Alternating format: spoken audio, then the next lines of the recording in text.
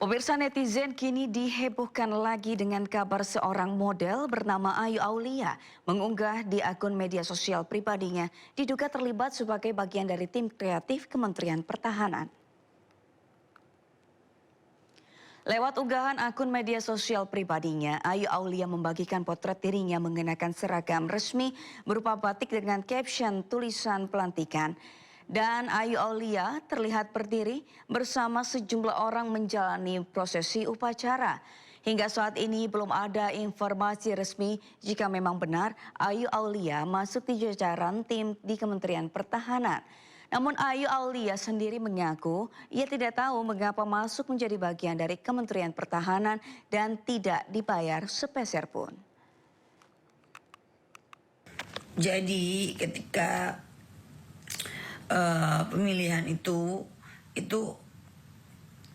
aku juga nggak tahu kenapa aku bisa yang dipilih dan terpilih. Pasti ada pertimbangan dari Pak Bidang Ketua, dari bapak-bapak yang lain, dan aku juga terima kasih sama Bang Sunan sudah menyematkan nama saya di dalam Abdi Bela Negara, karena periode 2025-2030. Karena ini tugas yang mulia menurut saya ya, dan saya tidak digaji sepeser pun. Kalau kalian berpikir saya bagaimana, saya akan buktikan dengan kerja keras saya. Sementara itu, Karo Infoha Sekjen Kemhan Brigjen Ricardo Sirait membantah kabar tersebut. Kementerian Pertahanan menegaskan bahwa Ayu Aulia tidak dilantik, tidak diangkat, dan tidak memiliki penugasan apapun sebagai tim kreatif Kemhan, baik secara struktural maupun non-struktural. Kementerian Pertahanan menegaskan kembali tidak terlibat dan tidak ada andil dengan proses pelantikan yang diduga membawa nama Ayu Aulia.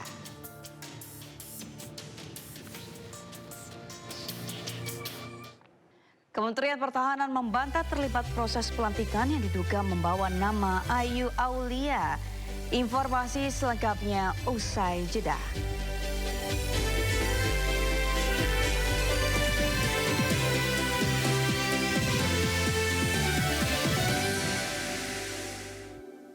Bangsa kita akan semakin optimis. Pertumbuhan ekonomi kita sejauh ini relatif baik. Kalau pemeriksaan kesehatan itu dilakukan pada saat orang sudah parah kondisinya, maka biaya kesehatan itu mahal. Tidak ada satupun kecelakaan tanpa didahului oleh pelanggaran. Kekerasan jiwa itu akan terus dibawa hingga dewasa. Jangan lewatkan One on One, Senin pukul 9:30 malam di Sindo News TV. Nah, di level gerakan mahasiswa, saya kira ya kita punya tantangan besar. Tentu kalau bicara trade investment itu selalu dengan tertutup. Memang ada krisis global. Memang pasca abad 20, kita susah untuk merencanakan apa yang disebut sebagai revolusi. Kalau orang nggak optimis nggak akan mau cari tahu sih. Ya. Walaupun dicari tahu dia nggak akan gerak. Bersama narasumber yang kredibel, to the point aja. Jumat pukul 9:30 malam di Sindo News TV. Sumber berita aktual tersaji lengkap di sini. 7 pelaku dalam kasus Hezbollah meluncurkan Sindo Today. Satres narkoba. Hujan deras disertai mobil rombongan wartawan. Sindo Siang.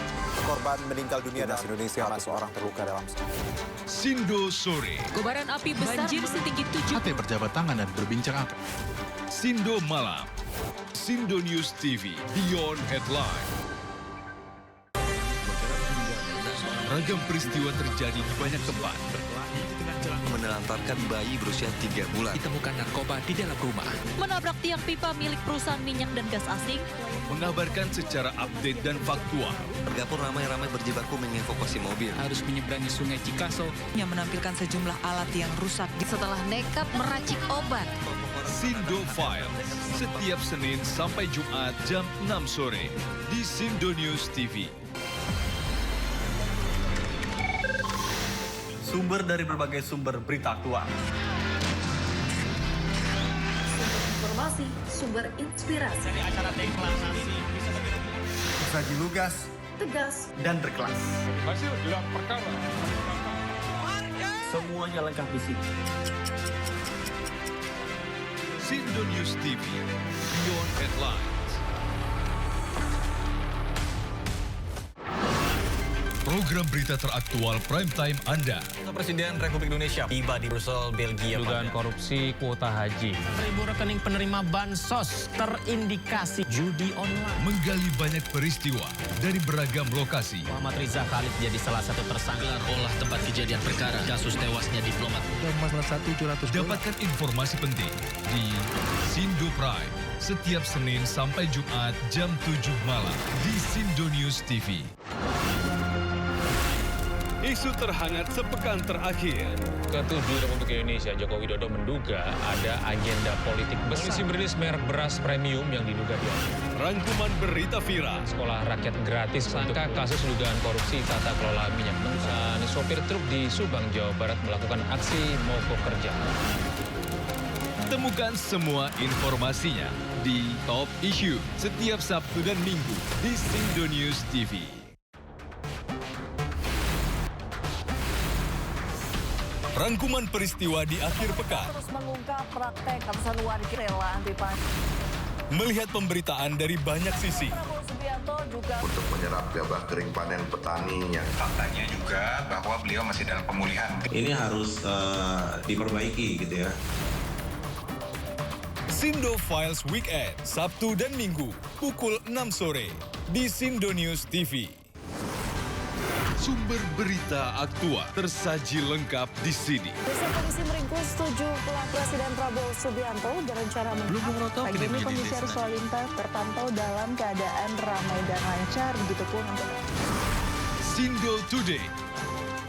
Narkoba Polresta Sidoarjo hujan deras disertai angin kencang. Pemerintah mengalokasikan anggaran sebesar 71 triliun. Mobil rombongan wartawan mengalami kecelakaan di Tol Pemalang, Batang. Sindosia. Korban meninggal dunia dalam timnas Indonesia masih berpeluang lolos ke Piala Dunia. 2 orang terluka dalam serangan udara Israel. Ibu kota Nusantara IKN merupakan langkah strategis. Sindo Sore. Kobaran api besar meluluh banjir setinggi 75 cm mulai masuk secara HT berjabat tangan dan berbincang akrab dengan Trump, Presiden ke-45 Amerika Serikat. Sindo Malam. Sindo News TV, Beyond Headline.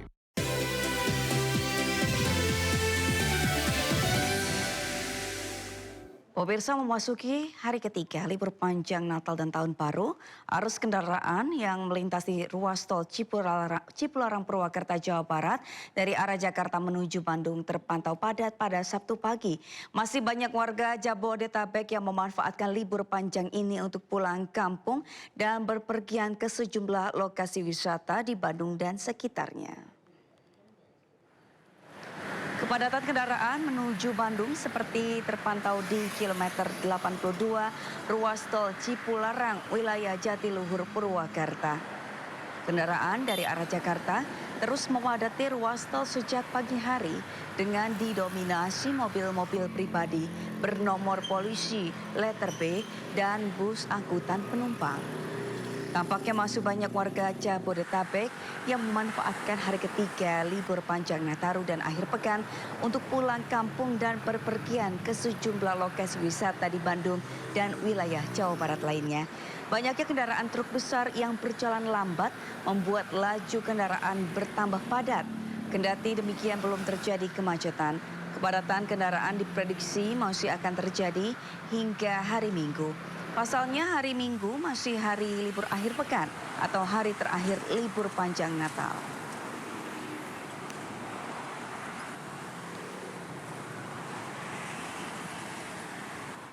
Pemirsa, lalu lintas di gerbang tol Cikatama ramai lancar. Lebih dari 7.600 kendaraan melintas di ruas meninggalkan kawasan Jabodetabek. Kondisi lalu lintas terpantau lancar dan tidak terjadi ketersendatan di ruas tol Cikampek Utama. Jenis kendaraan yang melintas meninggalkan kota Jakarta dan sekitarnya didominasi oleh kendaraan pribadi dan bus antar kota. volume kendaraan hari ini menurun dibandingkan hari sebelumnya. Puncak arus mudik Nataru sudah terlewati pada 24 Desember, sementara puncak arus balik diprediksi pada 4 Januari nanti. Sementara rekayasa lalu lintas one way dan kontraflow akan diberlakukan secara situasional.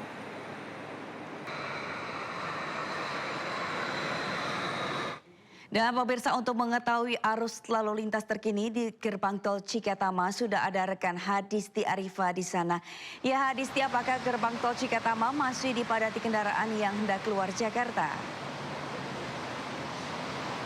Selamat siang Sabrina dan juga pemirsa, untuk situasi terkini di ruas Jalan Tol Cikampek Utama pada siang hari ini terpantau ramai lancar baik dari arah Jabodetabek maupun juga dari arah sebaliknya. Nah, dari pantauan kami sejak tadi pagi hingga siang hari ini untuk kendaraan yang melintas di ruas Tol Cikampek Utama melewati gerbang Tol Cikatama tidak seramai atau lebih landai dari hari sebelumnya. Namun jika kita bandingkan dengan hari-hari biasa atau hari normal, volume kendaraan yang melintas pada hari ini masih tergolong tinggi.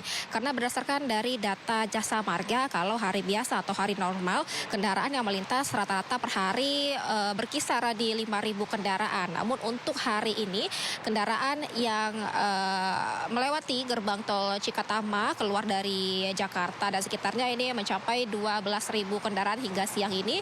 Namun ini juga lebih landai atau lebih rendah jika kita bandingkan dari hari sebelumnya pada waktu yang bersamaan. Karena kalau hari sebelumnya ini mencapai di 17.800 kendaraan.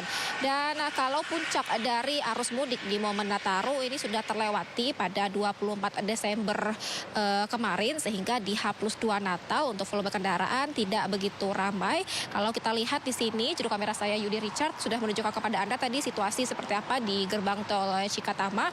Kendaraan yang antri ini memasuki lewat gerbang tol Cikatama tidak begitu ramai, tidak terjadi antrean yang mengular, sehingga kendaraan yang melintas pun ini dapat terlihat menggunakan kecepatan batas maksimal mereka. Dan kalau kita perhatikan juga untuk kendaraan yang melintas ini didominasi oleh kendaraan pribadi dan juga bus antar kota.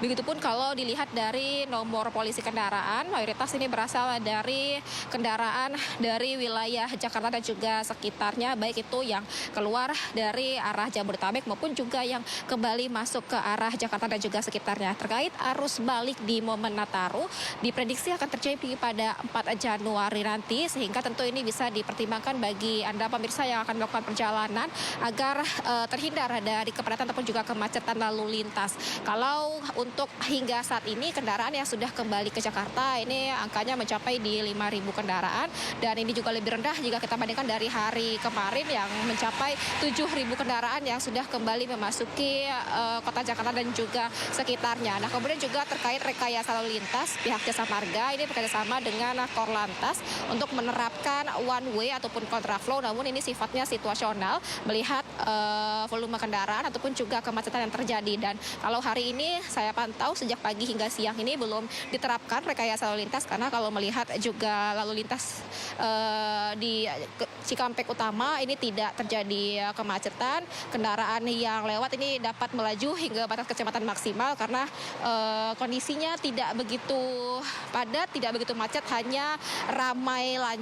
Itu pun juga keramaian ini bisa dilihat terjadi pada waktu-waktu tertentu seperti siang hari ini, karena bertepatan juga dengan jam-jam istirahat atau pada waktu-waktu yang menjadi favorit bagi masyarakat untuk melakukan perjalanan. Demikian, Sabrina. Baik, terima kasih Hadisti Arifa melaporkan langsung dari gerbang tol Cikatama. Selamat bertugas kembali. Kita beralih ke informasi lain pemirsa. Komisi Pemberantasan Korupsi berpeluang memanggil penyanyi Aura Kasih terkait penyidikan kasus dugaan tindak pidana korupsi pengadaan iklan Bank BJB periode 2021-2023. Juru bicara KPK Budi Prasetyo mengatakan penyidik akan mengusut aliran uang korupsi yang menyeret mantan Gubernur Jawa Barat Ridwan Kamil. KPK menegaskan penyidik tidak akan berhenti dan akan menelusuri dugaan korupsi tersebut. Budi juga menyebut akan mengecek informasi aliran uang dalam kasus dugaan korupsi dari ex-Gubernur Jawa Barat Ridwan Kamil ke banyak pihak, termasuk informasi aliran uang ke selebritas Aura Kasih. Dari masyarakat seperti ini tentu ini menjadi pengayaan bagi penyidik dan ini penting. Nanti kami akan cek validitas dari informasi tersebut. Dan jika masyarakat memiliki data ataupun informasi awal yang valid, silakan bisa disampaikan kepada kami. Nanti kami akan cek dan tentunya nanti bisa dilakukan konfirmasi kepada pihak-pihak yang bisa menjelaskan terkait dengan informasi tersebut. Presiden ke-7 RI Joko Widodo siap memaafkan para tersangka kasus tudingan ijazah palsu kecuali 3 nama. Meski memaafkan, namun Jokowi tegaskan proses hukum tetap akan berlanjut.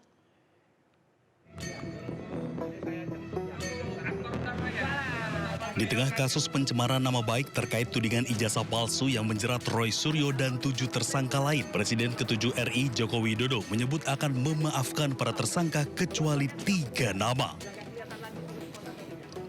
Meski memaafkan, Jokowi menegaskan bahwa proses hukum tetap akan berlanjut. Urusan memaafkan itu urusan pribadi. Urusan hukum ya urusan hukum. Prosesnya biar berjalan apa adanya. Ya. Sementara ketika ditanya terkait 3 nama yang akan ia maafkan, Jokowi enggan mengungkapkan. Kalau dari nama 3 orang itu apakah boleh disebutkan yang dikecualikan untuk dimaafkan? Tidak siapa yang meskipun nanti. Sebelumnya pada 7 November lalu, Polda Metro Jaya menetapkan 8 tersangka dalam perkara pencemaran nama baik, fitnah, dan manipulasi data elektronik. Tersangka yang dibagi menjadi 2 klaster ini dijerat pasal berlapis Undang-Undang ITE. Tim Liputan iNews melaporkan. Roy Suryo CS ajukan uji laboratorium forensik independen ijazah Joko Widodo.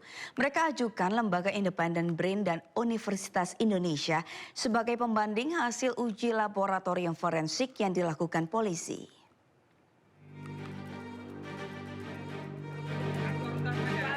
Roy Suryo CS mengajukan uji laboratorium forensik independen terhadap ijazah Joko Widodo.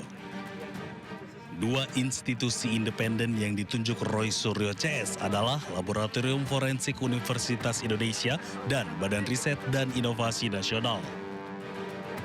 Mereka menyerahkan pada penyidik untuk menetapkan salah satu dari kedua lembaga yang diajukan itu yang nantinya akan melakukan uji forensik pembanding.